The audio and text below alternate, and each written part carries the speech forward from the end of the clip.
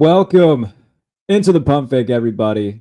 Heading into wildcard weekend around the NFL. But today we'll be handing out some awards.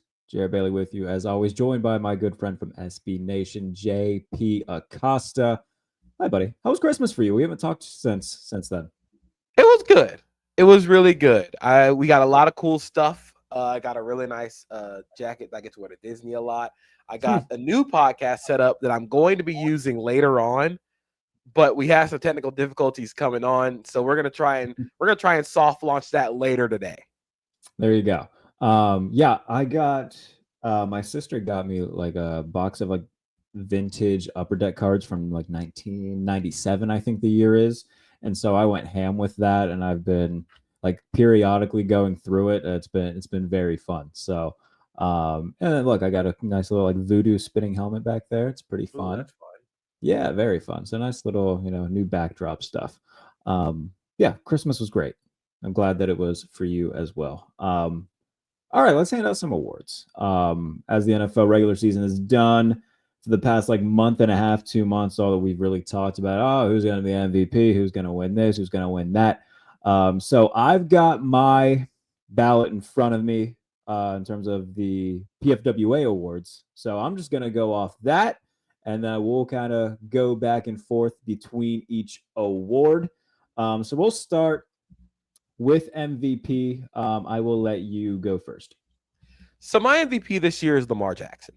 And I know that there's going to be a lot of, what about Josh Allen, who has also played phenomenal this season. I think in any other season where Lamar Jackson did not have the season that he had, I would vote for Josh Allen, considering, just how much of a force he has been.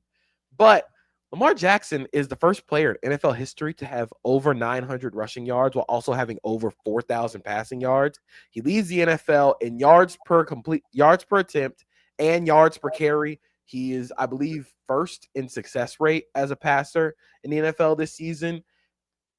He has been so much better than the MVP season last season. I think what we're getting to a lot of when it comes to the MVP voting, which I think is the MVP voting and the MVP discourse this year has gotten really toxic. Like it's always been bad, but this year is one of the worst years I think I've ever seen. So I'm voting for Lamar Jackson. I think he has been much better this year, and I think a lot of people are going to go the Derrick Henry effect, which I think is fair, but also if you watch how the Ravens play, Lamar Jackson opens up a lot of lanes for Derrick Henry. That offense is very Lamar centric. It just has a Derrick Henry hammer whenever things don't work out. So I'm going with Lamar Jackson. Yeah, I mean, it's no surprise that I'm going with Josh Allen in terms of the year that he's had, first player in history with 5 consecutive years of 40 plus touchdowns. He also killed a lot of narratives this year, like coming off last year where he led the NFL with 18 interceptions, loses Stephon Diggs, loses a bunch of leadership in the building and whatnot. A lot of people are like, oh man, this is going to be the year that the Dolphins win the division. This is going to be the year that the Jets win the division with Aaron Rodgers. And the Bills instead broke the record, the team record for most points in a season. They became the first team in NFL history with 30 passing touchdowns, 30 rushing touchdowns. Josh is first in EPA per play, first in adjusted EPA per play. Only threw, was it 6 interceptions this year, I believe. So, I mean, he killed a lot of narratives about himself and proved a lot of people wrong about him needing Stephon Diggs, or that Stephon Diggs made him. And, I think that in terms of what he was working with, it was less of a good supporting cast around him. James Cook eventually did eclipse 1,000 yards, but he did it in the 17th game of the year where Josh wasn't playing. In the 16 games that Allen played, he didn't have a 1,000-yard receiver, didn't have a 1,000-yard back. I think that he was more I don't want to say important because that takes away from what Lamar Jackson did, but for lack of a better term, I think that he was more valuable to the Bills this season. And I think he's the most, by definition of, most valuable player. I think that he, to any team, was more valuable to the Bills than any other player was to any team in the league this year. So my vote would go to Josh Allen. I definitely understand that. And I think, again, with Josh Allen, and the reason why I think Josh will be a great winner in any other year that Lamar didn't go for 4,000, almost for 1,000 rushing, is because of the force that he has become. And I think the improvement in the short areas, in the timing based offense, where now they're taking less shots downfield. It feels a lot. It feels very Chiefsian what they've done to the offense. But I don't think people give enough credit to how good the Bills' offensive line is. Of course, we can go. Well, Bills do have a great offensive line. That is very of course, true. Josh Allen playing quarterback behind him makes it look a lot better. But the Bills' offensive line, I would say, might be a little better than the Ravens' offensive line. I think, they had the first few weeks of the season for the Ravens where they didn't know who was playing on the right side of the line. They shored that up to end the season, and you see what happened. But I think we do this weird thing with the MVP discussion where every other player on the team has to be bad so you can prop up the one guy that you have for MVP. And I don't think that should be the case. But these are two very rightful, like, if these are the top two, they're very rightful to MVP candidates. I would also I know we're gonna say, but Saquon Barkley deserves a few votes for MVP just in terms of what he has done to the Eagles offense. And I think you're gonna get into it, but I'm also gonna get into it for Offensive Player of the Year, kind of spoiling the pick there. But he does deserve a few votes for MVP. I think he'll get them just because now it's like voters have a top five. So I think he's certainly going to be, my guess is he'll probably be 3 for a lot of people behind Josh and Lamar. But yeah, I would agree that he deserves some placement votes in that as well. Yeah, let's get into it. I assume that we both have Saquon for Offensive Player of the Year. Oh yeah, dude. And you know what? Let me just say this. Damn you, Nick Sirianni, and damn everybody who is like, let's just sit our starters and, to hell with all the records that could possibly. Records should mean something. And it really pisses me off that I understand that Zay Flowers got hurt in the last game of the year, and a lot of people are going to use that as an indicator of, maybe you shouldn't play players, in quote unquote meaningless games. I don't think that should be the way, though. I think records being broken are special, and that should matter as well. And the fact that we didn't get to see Saquon Barkley, who definitely would have broken Eric Dickerson's single season rushing yards record, is a crime. You never will get the chance to get that record again. Yeah. Most guys don't get that chance to do that again. I mean, think about some of the other records. Single season passing yards. The closest person the person who's come closest to it since Peyton broke it in 2013 is Tom Brady in 2021. He got to 53-16, never touched it again.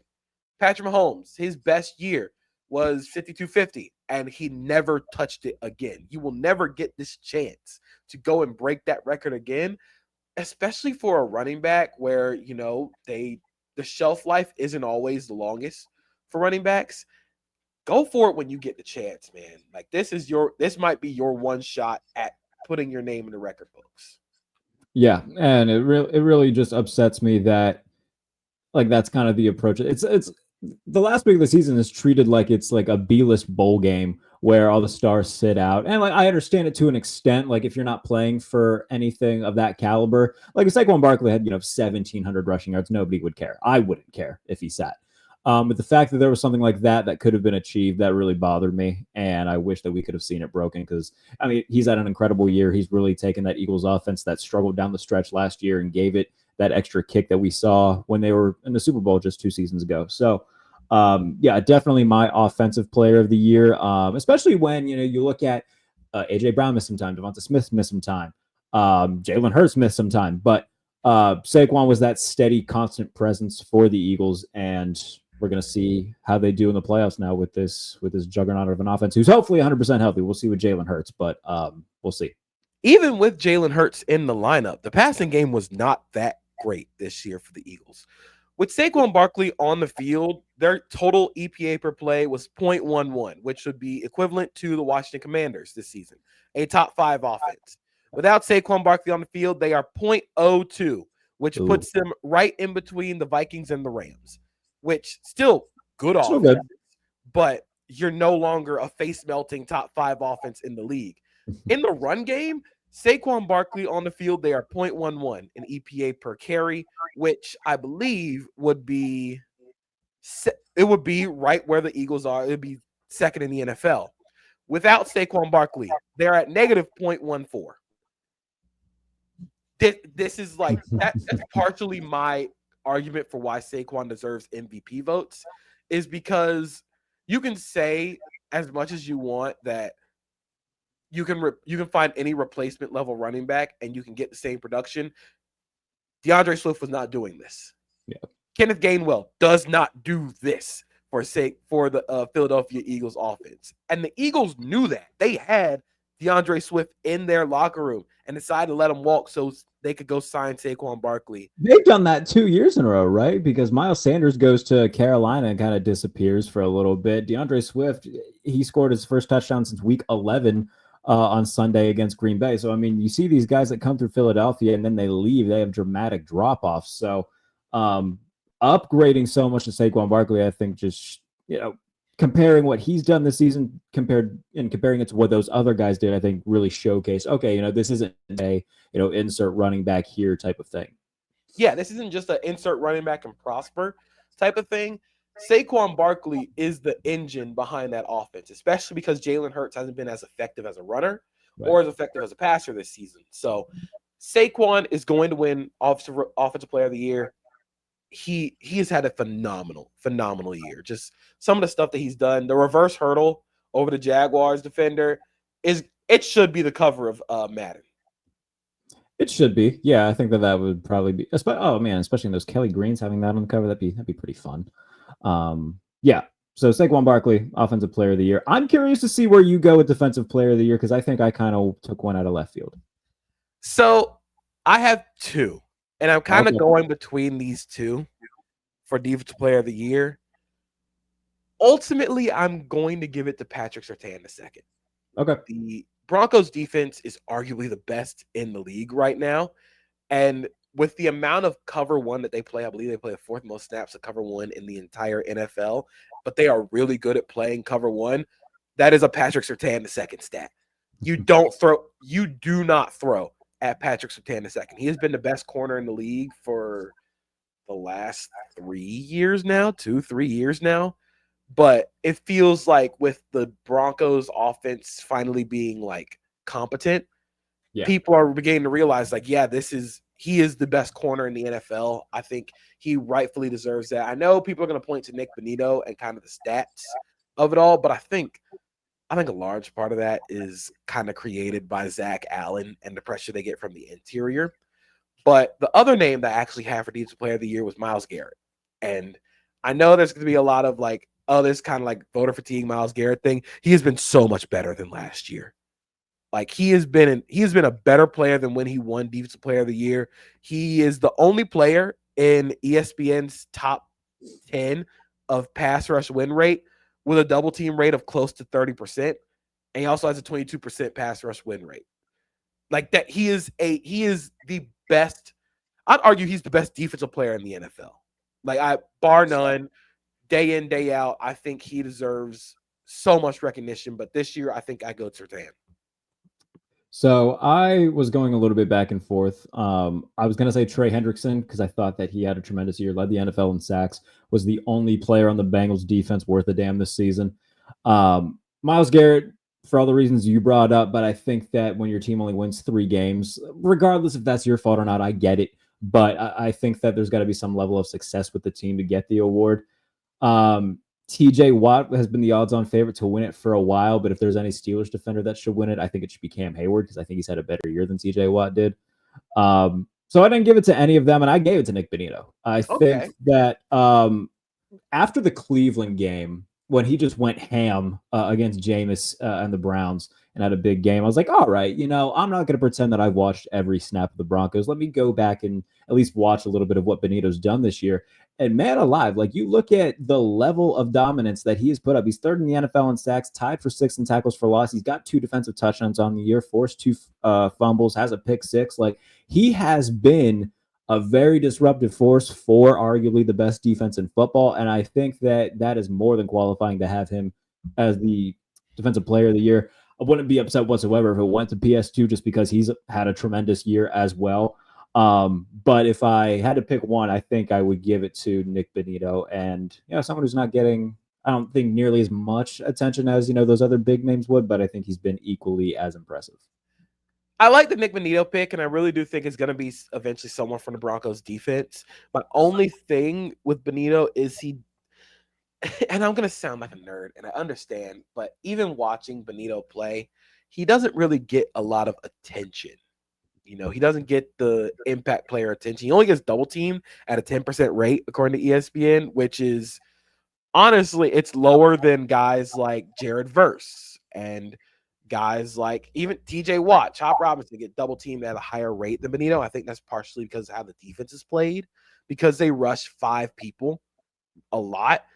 You're building one-on-ones for him. But I think Defensive Player of the Year is going to come from the Broncos, and whether it be PS2 or Nick Benito, like I get it, I wonder who the current favorite is, because that is one that I'm paying attention to, just because, like, being a Steelers fan, like, I certainly wouldn't be upset if TJ Watt won it, but again, I don't.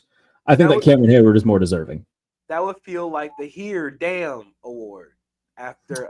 I thought that last year was kind of the Here Damn Award, personally. See, I don't think so. I think this year, if they give it to TJ, it'd be the Here Damn Award, because TJ Watt has not been as good as any other year that he's had statistically this season. He's had the splash plays, but the down to down stuff, I don't think he's been as good.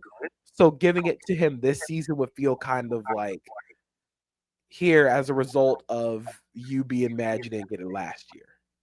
I'm trying to pull up like the odds of it, and I can't seem to find it anywhere. But yeah, I wonder if I could just go to like FanDuel if it's on there or something.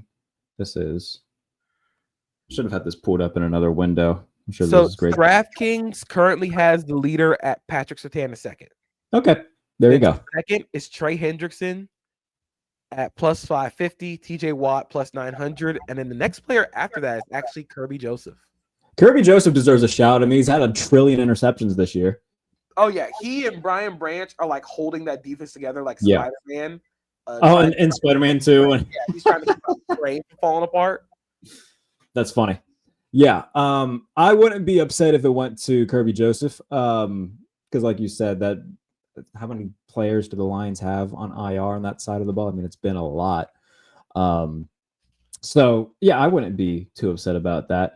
Another one I wouldn't be mad at, because it'd be such an incredibly hipster pick. Andrew Van Ginkel. Yeah, I'm wondering how many votes he gets. I don't think he has the pure pass rush numbers, but like he's just a havoc raiser. Yeah, I was gonna say, you look at he leads the NFL in havoc plays, so he's been tremendous this year. Yeah, I would be totally cool with that. Totally cool with Andrew Van Ginkel winning. That'd be fun. That would be like the real NFL film grinder pick. Let's go to the rookies. Offensive Rookie of the Year, Defensive Rookie of the Year. I feel like ours might be the same for both of them. It's probably going to be the same, but first I do have to shout out. Brian Thomas Jr., who set every record for a receiver ever, with Mac Jones throwing him the ball this season. Yeah, he has been miles better than what I anticipated for his first year. I thought coming out of LSU, his profile would be a lot of fade routes and a lot of curl routes, because that's what he ran at LSU. He is such more nuanced as a route runner and so precise that he's still scratching the ceiling of what he can be, that it's super exciting. But I am curious who you have for Offensive Rookie of the Year. I mean, I'm gonna say Jaden Daniels, just because of the things that he did with a team that very few, if any, expected to be, a 12-win team. And in large part, that is because of what he's done with the offense. If you want to say Bo Nix as well, I mean, he's certainly deserving of it as well. Malik Neighbors can be thrown into that conversation. But I think with Malik Neighbors, and not to take anything away from him, like, he is the only person on that offense, and they're just fucking force feeding him targets every game. Which, I mean, on the other side of the ball, the defenses know it's coming, and he still puts up those numbers. So, it's a double-sided coin there. But I said Jaden Daniels, and I'll stick with that. I'm gonna go Brock Bowers. You know what? Fair enough. Yep, good shot. I'm going Brock Bowers because, again, the argument for Brian Thomas Jr. is that he set every record. He didn't set every record because Brock Bowers set every record. He's third in the NFL in receptions as a rookie tight end. And he also went over 1,000 receiving yards. He has 1,194 receiving yards, 15 big plays. He is that offense. And I think we're going to get caught up in the Commanders making the playoffs, which is, of course, Jaden Daniels is that offense, and his scrambles have made that offense. But Bowers set records not only for rookies, but for players. Right. At the position. Like, he was setting records for tight ends at the position. He is everything that everybody said he was going to be coming out of Georgia. He's done exactly that. You know what? I think you might have swayed me. I think that's a good point. I think with the offensive, like the rookie of the year stuff, you can kind of get a little bit more lenient in terms of like team success, just because they're rookies. That it's a completely different game. So I might flip my pick there. I think that's a good point that you just made. Brock Bowers does rule indeed. So that's good. Okay, I think we have the same defensive rookie of the year though. Jarrett Verse, baby. There we go. All right. Yeah. That's a Noel right there. Dude. He has one speed. And it's just goes straight through somebody's chest.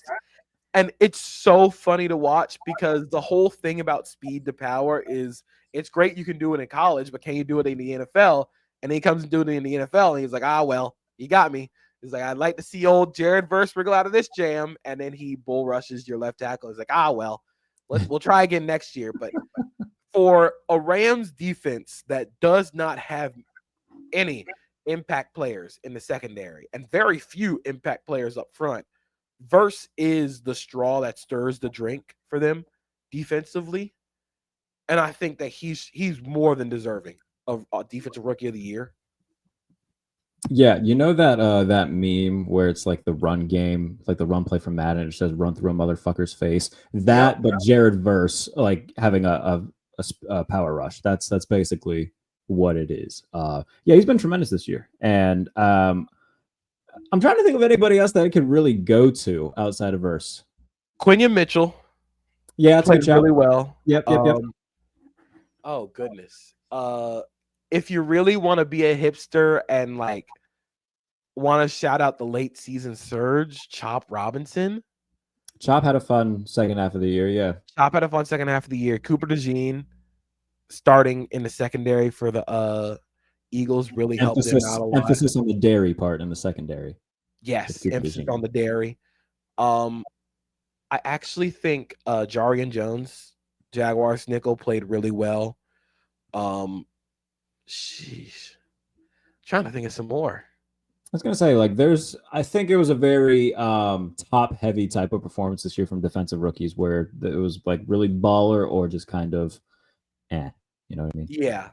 Let me see. I mean, he won't win it, but I'll shout out Steelers nickel Beanie Bishop, who was undrafted and had 4 interceptions this year. That was pretty sick. Oh, that's sick. That is awesome. Let's see. We got Verse, Quinion Mitchell. Kamari Lassiter. Oh yeah, that's a very good shout. Yeah, fun player, such a cool player too. Like a guy that will absolutely blow you up.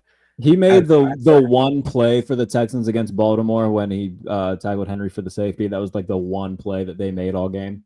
Like, you will never see corners actually willingly step up and try and tackle Derrick Henry. But Kamari Lassiter is from Georgia. He is a psychopath. So you need to have psychopath corners. I think every corner and wide receiver is like at least 1% psychopath. There's a scale, the very, very end is George Pickens, and the very, very beginning is, I don't know, somebody else. You're like the nice guy like AJ Green. But even the AJ Green to George Pickens scale, where do you fall? Yeah, we're inside of you there are 2 wolves. Except for George Pickens, there's only one because he ate the other one. Yes.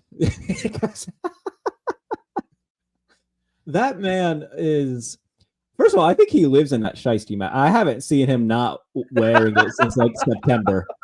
It's like Darby Allin in the pink jacket. I think that he just wears it all the time. I think he does. Remember when he got drafted, he was wearing a shiesty mask? Yeah.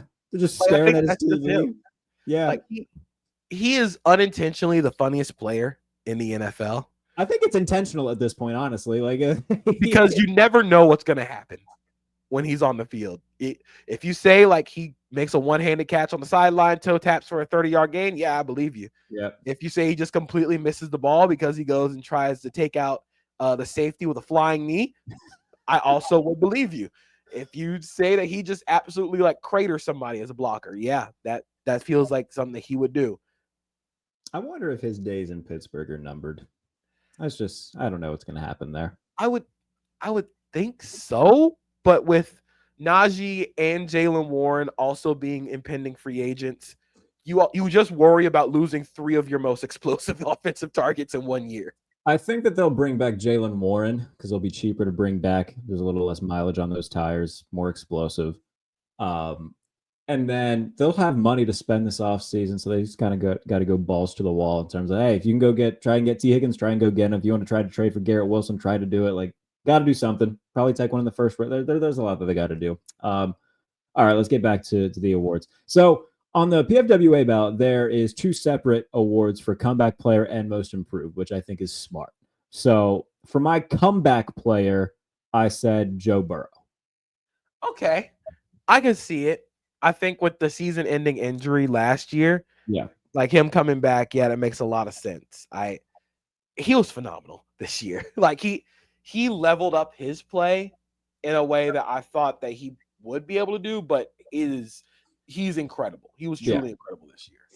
And the fact that it was, I don't want to say all for nothing, but for all intents and purposes, kind of all for nothing because it was completely just left out to dry by his defense on multiple occasions and by his head coach on multiple occasions as well. I don't care that they won their final 5 games. I don't think that there is much of a reason for Zach Taylor to continue being the head coach of the Bengals. Like they aren't a team, or he's not a guy that's like highly touted by like the analytics guys. He's not like a rah leader of men like, a Mike Tomlin. He's just kind of falls in the middle of just like, yeah, he's fine.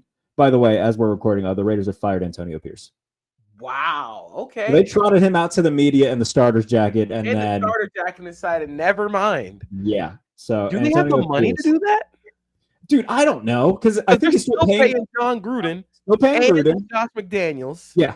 I don't know who's going to want to go there. How they got money? I don't know.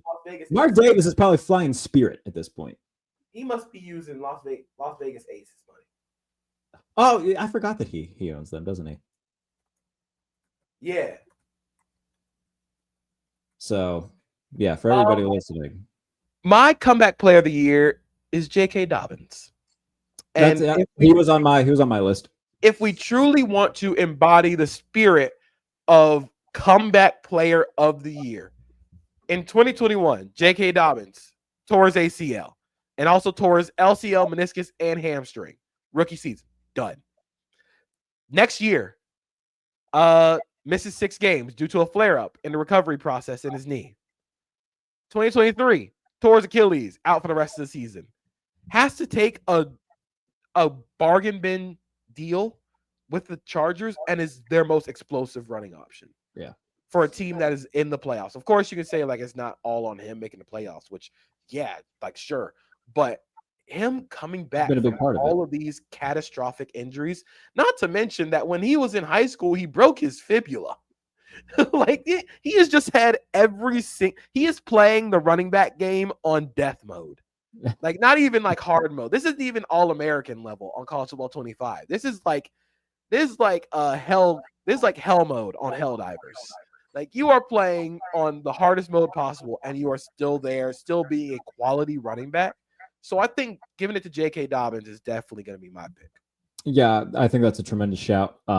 Just for all the reasons you pointed out, he's been through so much in his career.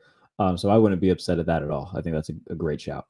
All right, so most improved player. I think that there's a couple you could say. The hipster pick would be Zach Bond in Philadelphia, who's been really awesome this year. linebacker. I went with just the cake choice and chose Sam Darnold for obvious reasons. I think with Kevin O'Connell is going to become just that, like, the new quarterback guy. And I think that he really lured in a bunch of guys when I think he was on Good Morning Football. And he said something like, young quarterbacks don't fail organizations as quickly as organizations fail young quarterbacks. And I think that just really caught the attention of a lot of dudes who were like, yeah, I feel like I'm talented. I just haven't been put in the right situation. Sam Darnold is like the embodiment of like, hey, dude's talented, but he's been dealt a pretty bad hand. And when you go to a place like Minnesota with Kevin O'Connell, who isn't going to stray away from the do crazy shit mode of your game, rather he'll just try to really harp in it and put easy stuff around it, just try to put you in a good rhythm and then still lean into the crazy shit. I think that's why Daniel Jones decided to go there as well, as a backup. We're like, all right, if there's anybody who can rehab me, it's Kevin O'Connell. So Sam Darnold, great year. Vikings go 14-3, where precisely no one expected them to do that with him at quarterback. So good for him, and good for the Vikings for seemingly, having a situation on their hands now where they got to figure out what they're going to do next. But now they have a playoff run to look forward to. So there are a few names that I think definitely fit the category of most improved. Zach Bond is one of them. Frankie Louvu, who I would vote for first team All-Pro linebacker. Incredible player. Just a banshee coming downhill, and he fits. Friend of the channel, Frankie Louvu, was on the show right before the season. So he is an incredible player. One of my favorite players to watch. Jackson Smith-Njigba from the Seahawks really morphed his game and improved as much when DK got hurt, and he kind of stepped into the true role, the number one receiver on the team. I think Bijan Robinson improved a lot from year one to year two, which is crazy because I still think he is one of the four best running backs in football. But I'm going to give it to Sam Darnold because if we're talking about improvement, I don't think anybody saw this coming. Anybody. Like, I don't, if you were the one person who believes Sam Darnold would throw for what, like 4,000 passing yards this season, I want to know the lottery numbers. I'd like for you to give me the lottery numbers and maybe I'll share it with you. But his comfort, I think that's the biggest thing. Up until the Lions game, which felt like a really weird game overall, his comfort and confidence in that system, in that offense, maximizing what he's able to do well, is such a fun thing to watch. I also think another qualifying answer from the 2018 QB class would be Baker Mayfield. I unintentionally, actually I do think it's kind of intentionally. Baker Mayfield might be the most entertaining product in the NFL. He is on a short list of my favorite players to watch, just because you do not know. All right, this could be a 5 touchdown performance, or he could throw it directly to a safety that he's staring directly at. He's very fun. I don't think his arm is the strongest. It's strong, but it's not the strongest. He's nowhere near the best athlete on the field. But you cannot underestimate the fact that he is going to try his hardest on every single play. And it just creates for some incredibly entertaining moments. I think in the Saints game, he got up after running for a first down, started shit talking to Mario Davis. And I'm like, bro, please, y'all are down 16-6 to the Saints. Enough. For 5 seconds. And then he goes and rips that touchdown to McMillan, and they go to the playoffs. I think he had 40 touchdown passes this season, which again, nobody thought Baker Mayfield would throw 40 touchdown passes, but I would definitely say Baker improved a lot this season, but ultimately it's got to be Sam Darnold. Right. All right, let's go to Coach of the Year. I just talked about him a lot, so it would be weird if he wasn't my pick, but Kevin O'Connell from the Vikings, just the work that he's done, not just with Sam Darnold. I know it's a year-by-year award, but even going back with last year after they lose Kirk and they have a bunch of different dudes come in and are still competitive. And then this year when JJ McCarthy gets hurt, everybody's like, all right, well, I guess, we're going to ride with Sam Darnold this year and, just try to, win 8-9 games and maybe sneak into a wild card spot. But they did that and then some. And a lot of that falls back on the culture that he has built. There was a great great video that the Vikings released on their social media pages where the team's celebrating. They got Sam Darnold on their shoulders. They're spraying water, and Kevin's just standing there watching, like admiring the team that he's built. And that just right there, I think that's the perfect shot of why he's coach of the year. They've done an amazing job as a team. He's built a great staff, and he's done just a tremendous job at running the ship. I was going to say Kevin O'Connell, but then week 18 happened. Sure. I'm giving it to Dan Campbell. This feels like the award Dan Campbell should have won last year. The Detroit Lions haven't won 15 games in a season ever. Yeah. Like ever. This is not what you expect from the Detroit freaking Lions, man. 15 wins. They're number 1 seed in the NFC. They've won the conference they've won the division in back-to-back years, which is the first time they've done that also ever. Like this, it's really hard to say without sounding like a real like meathead football guy, but the way that he has morphed this team, that was one of the worst run organizations in football. Just a bad culture. Into the football team of the future, and he's done it by belief. And I think it's going to be a real like cliche. Like he believes in his guys. Like every coach believes in his guys. No, Dan Campbell will ride or die for his guys. That's the reason he goes for it all the time. I think analytically, like it makes sense, but also he believes in his offense's ability to get 4 yards when they need 3. He believes in their ability to get 3 yards when they need 1. He believes in his defense, even though they're playing Al-Qadim Muhammad and Amik Robertson, who they signed intentionally for this game. Psychopath Amik Robinson. Which top tier psychopath, because Amik Robinson is 5'9". You don't mess with corners that are 5'10" or below, because they have had to fight for everything. So the belief and the faith that he has put in this team is real. And he has turned that city, he's turned that franchise into something to be proud of. And I think he should have won it last year. But this year, they have the best record in football, I think. The Detroit Lions have the best record in football. Like, I just want people to understand what we're saying here. Like, the best record. Like, nobody would have thought, like, with Matt Patricia, this team was going to have the best record in football. But Dan Campbell got them here. He's definitely my coach of the year.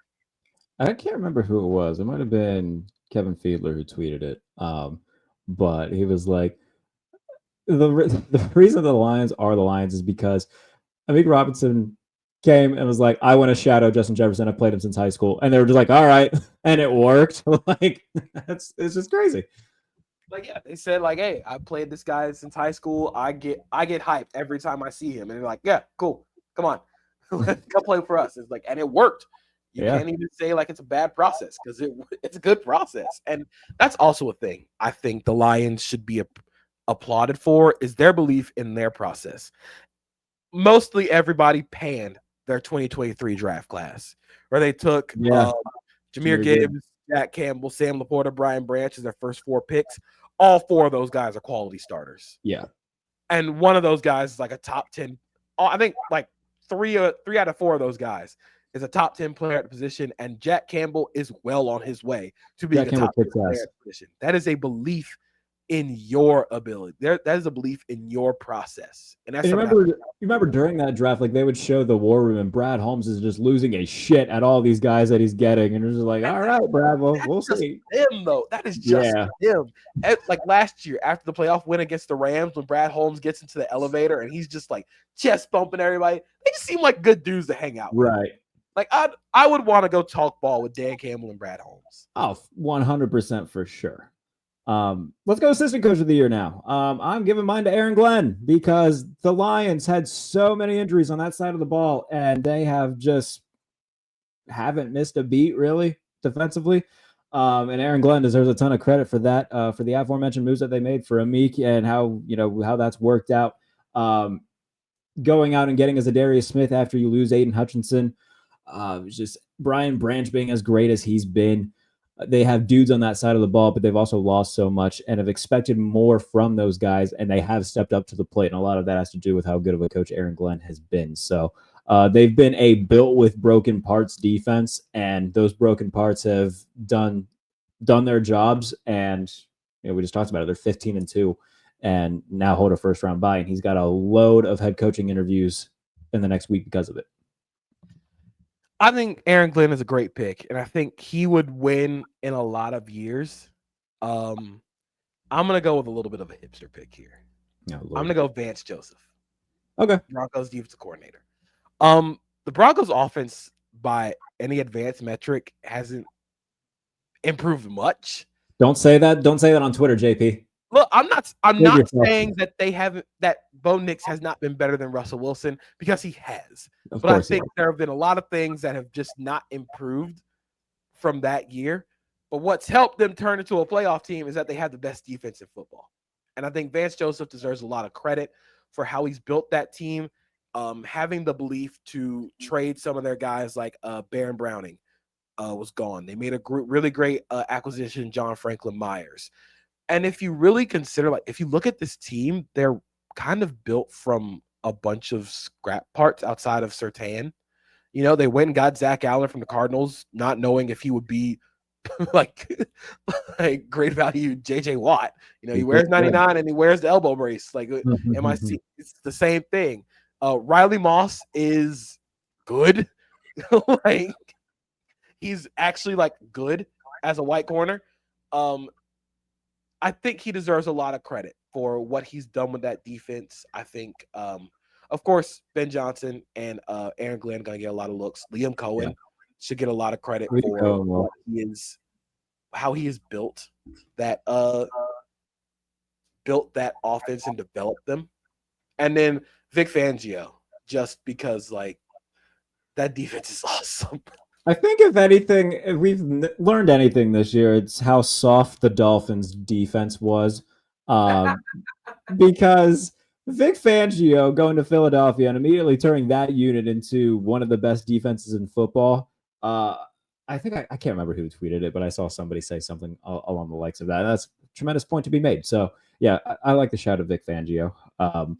But, yeah, and you know, when it comes to Vance Joseph, I think it should also be said, like, the lack of ego to go back to a team that fired you as their head coach and brings you on as a defensive coordinator. I think that that's also something to be mentioned when it comes to Vance Joseph. So, tremendous job that he's done this year. Are we doing executive of the year? I mean, I have a pick. I think I have a pick. Okay, who's yours? I gotta check just to make sure, but I'm gonna go Adam Peters. That's who I had written down as well. I'm going Adam Peters because there's no reason the Commanders should have been good this year. There's absolutely no reason the Commanders should have been good this year. But making the playoffs, the moves that they made defensively to get guys that fit Dan Quinn's defense, going out and getting Dante Fowler Jr., who has been great this year, like out of nowhere. Dorrance Armstrong has been really good, and Jeremy Chin's had a nice year. Jeremy Chin's been awesome. We talked about Frankie Louvu. Bobby Wagner's doing Bobby Wagner things. And then going on adding Marshawn Lattimore, who we haven't really seen like extensively, but they do play the Bucs, and this feels like that's the football god blessing us with somehow giving us Marshawn Lattimore against Mike Evans. This is like, if you watch anime, this is Naruto and Sasuke meeting up in Shippuden again. This is the battle everybody wants to see. This is round like 12. You know, this is what everybody needs to watch this weekend. There will probably be a fight involved. This is Omega Okada 5. Yes, this is that we're at that level. You know, this is like Rock Stone Cold, the My Way or the Highway promo.